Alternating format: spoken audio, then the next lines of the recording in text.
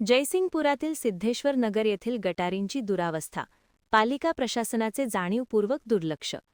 जयसिंगपूर येथील सिद्धेश्वर नगर परिसरातील गटारींची दुरावस्था मोठ्या प्रमाणात झाली असून गटारीतील पाणी तुंबून राहत असल्यामुळे गट नंबर 89 या परिसरातील नागरिकांच्या आरोग्याचा प्रश्न ऐरणीवर आला आहे.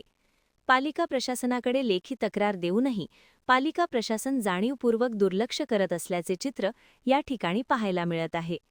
जयसिंगपूर सिद्धेश्वर नगर परिसरातील जैन मंदिर, गणपती मंदिर परिसर, इंदिरा सोसायटी पश्चिम भाग, परशुराम नगर या ठिकाणच्या गटारी खराब झाल्या आहेत. गटारीवर झाडेझुडपं उगवल्यामुळे सांडपाणी निर्गत होत नसल्याने अनेक वर्षांपासून गटारी तुंबून राहिल्या आहेत. यामुळे या ठिकाणी डासांची उत्पत्ती होऊन या परिसरातील नागरिकांच्या आरोग्याचा प्रश्न ऐरणीवर आला आहे. येथील नगरसेवक संजय पाटील कोथळीकर यांनी याबाबत पालिका सभागृहामध्ये मुद्दा मांडून येथील गटारी बांधणे गरजेचे आहे असे सांगितले आहे.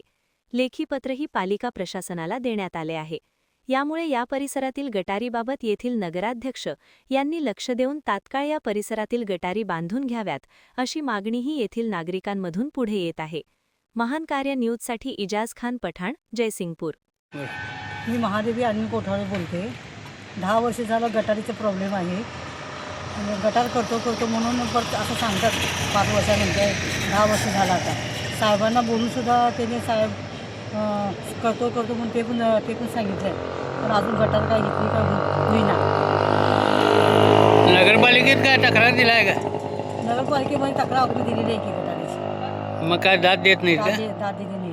आणि जिथं गटारी नको आहे तिथं डबल वेळा पाडून त्या ठिकाणी गटारी बांधले.